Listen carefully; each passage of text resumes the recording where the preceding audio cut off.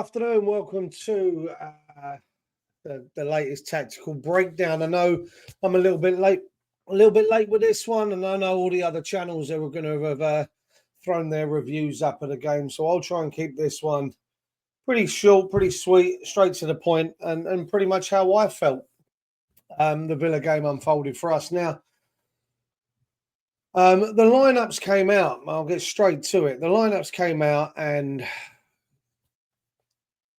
there was no real big surprises, maybe apart from Ollie Scholes. Now, we know in the build-up that they'd taken Casey, Orford and Ollie Scholes as part of the squad up to Villa Park for this FA Cup tie. Now, I've got about an hour, about 15 minutes before the lineups are announced. The lineups are announced an hour before kickoff, and about 10, 15 minutes prior to that, I got a little heads up that Scholes was going to be starting. Now, I didn't know how to take it. I was a little bit shocked when the message came through, but I was over the moon.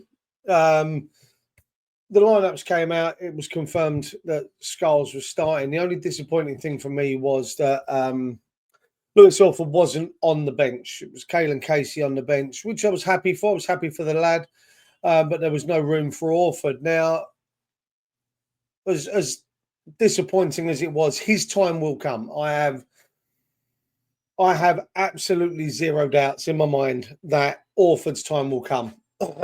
He's just got to be patient and bide his time. But Scholes took his chance for me in this lineup. Now, as I say, the lineup was announced, and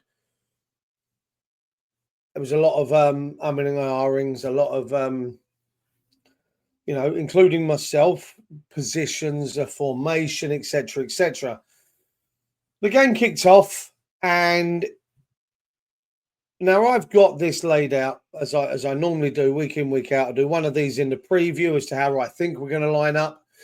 And then I do one of these in this show where I show pretty much how I saw it on the pitch, leading, in the opening moments of the game. And what I saw was this. It was Fabianski in goal.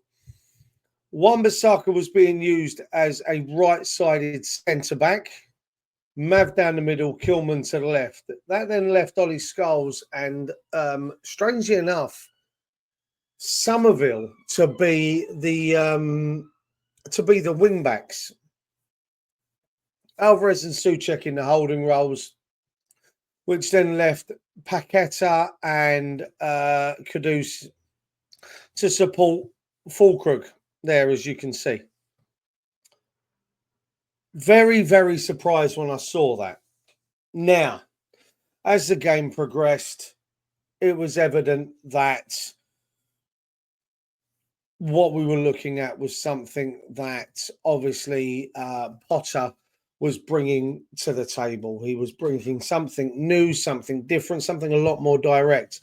That back three didn't sit as low as they do on that picture, but they didn't sit as low as we normally do in games that we've seen so far this season. And the 45 minutes that I watched was probably the best 45 minutes of football that I have seen all season from us. We looked energetic. We looked up for it. We pressed high. We had a desire. There was a lot of energy in the wing backs, Ollie Scholes and Somerville. They looked very, very much on it. And in the opening 40 seconds or so, you saw Lucas Paqueta.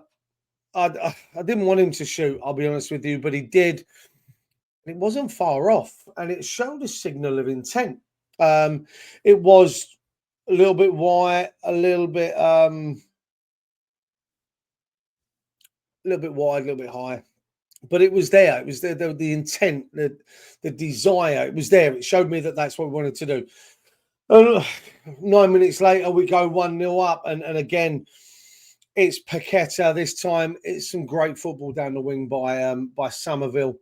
We break quickly. He gets the ball down the right and pulls it back with his right foot to Paqueta waiting just on the edge of the box, who buries it inside of the foot, sends the keeper kind of going the wrong way. He doesn't necessarily dive, but he just kind of leans and watches this ball go in. And poor defending, great football, you take your pick, dependent on how you want to look at it. We were 1-0 up, and we looked,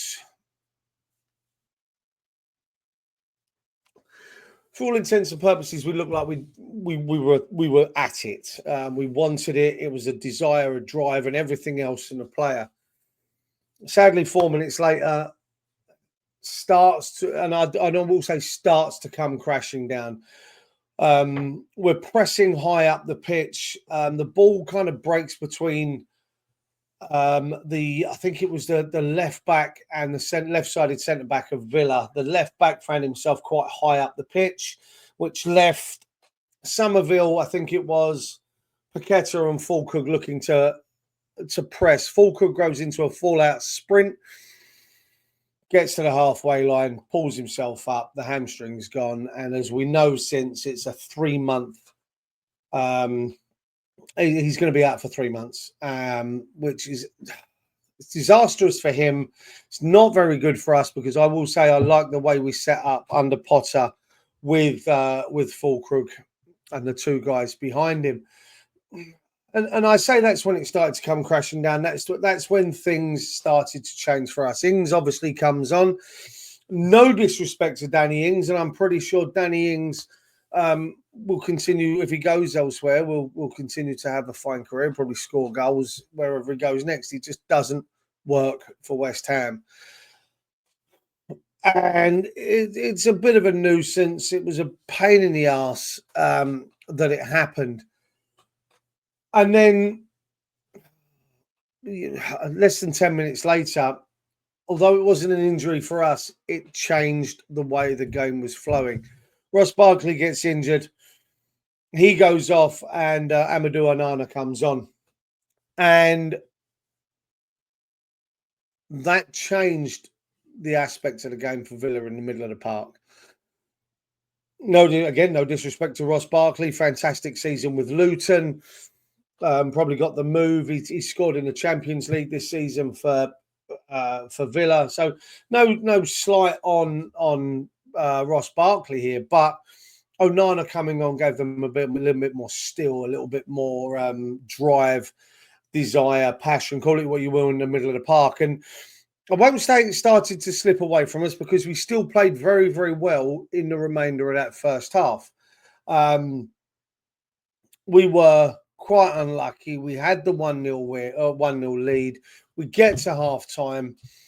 One thing I did notice at half time was, as he was going off, Somerville was gingerly feeling the back of the leg. He didn't come out for the second half, and this is where for me things massively changed for West Ham. So the substitution, whether or not you think it's wrong, is entirely up to you and how you want to see fit. What I will say is, I think it was the wrong choice. I think it should have been Guilherme. That's just my personal opinion. And the reason I say it should have been Guilherme is because when we took off Somerville and we brought on Soufal, it changed the whole dynamic of the side. What then happened is, and let me just quickly go back to my starting lineup. And what you see there is Somerville comes off and Soufal goes into right-sided centre-back, where Wan-Bissaka is in this screen grab here, which then meant Wan-Bissaka then has to go into where Somerville was playing. That then meant we had to start sitting a lot deeper in the second half, because we had the pace of Wan-Bissaka to... Not that we found ourselves in trouble, but if we did, Wan-Bissaka was able, with the pace he's got, was able to get back and make tackles if necessary, not that we needed. Obviously, when we change things, Soufal doesn't have that pace, so therefore you have to sit a little bit deeper. By sitting deeper, it allowed Villa to have a lot more of the ball in some damaging areas, and Wan-Bissaka wasn't providing the attacking threat that Somerville did in the first half, which then again, because the back three had to drop, Skulls, Wan-Bissaka, Souček, and Alvarez then again had to drop a little bit deeper, and again caused us immense amount of problems.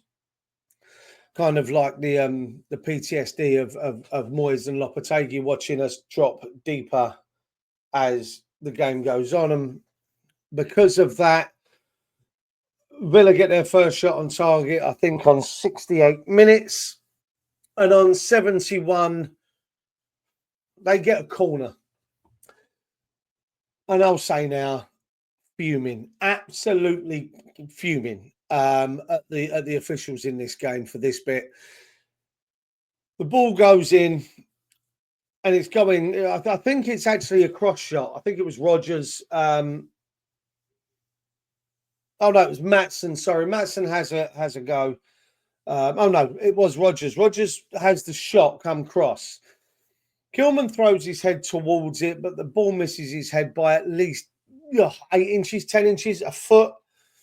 It's nowhere near a corner, but the referee points out to the corner, and obviously it's given. I think he's making up for a mistake that he made a few moments beforehand when a ball ricochets off a couple of West Ham players. He gives a goal kick, but that doesn't make it right.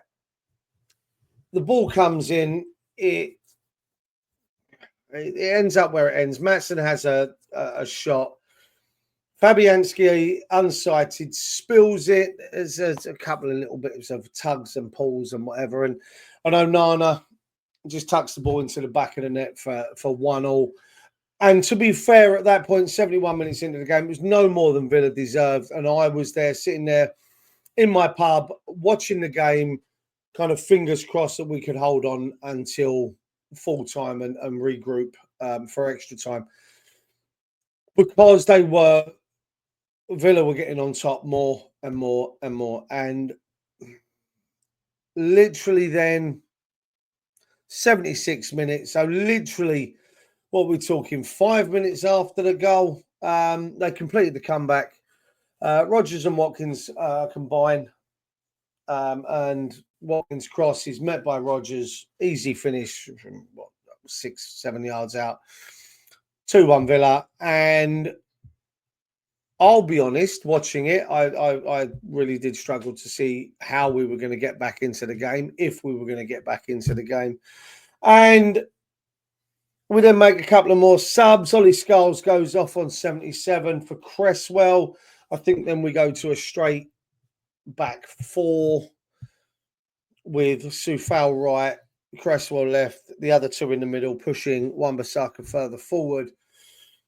Guilherme comes on from Mavropanos on 85, and again we shift formation again, and we go back to a back three with Soufal, Cresswell, Kilman.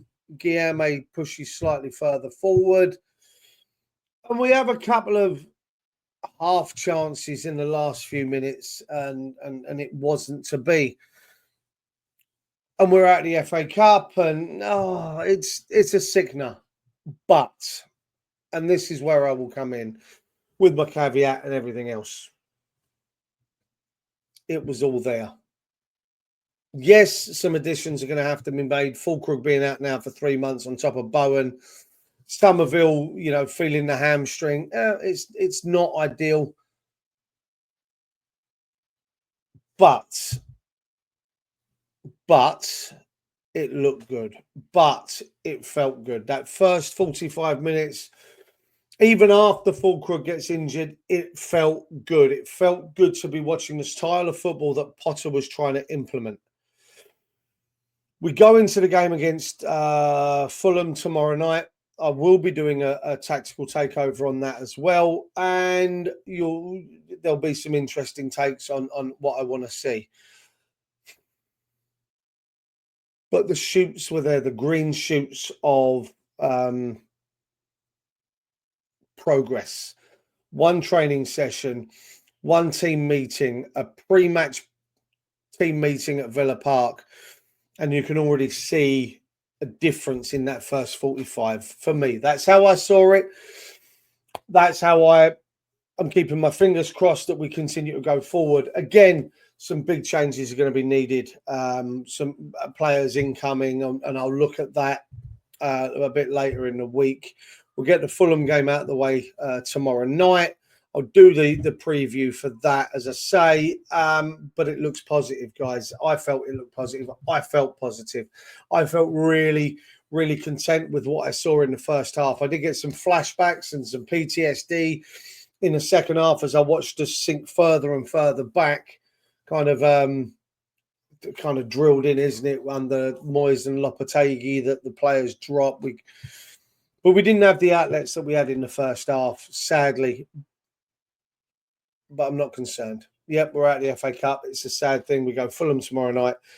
Tune into the preview and listen to what I've got to say. Give me your thoughts down below, guys, on the game against Villa. If you haven't already done so, please comment. Please subscribe to the channel. If you like the video for me, gets us a little bit higher up in the algorithm on YouTube. And as I say, leave your comments on what you think I've said in this video. Let me know your thoughts on the beginning of Potter's regime at the Hammers, and I will see you a bit later, maybe tomorrow morning with a tactical takeover for the Fulham game. Have a good afternoon, guys. Take care. Come on, you Irons.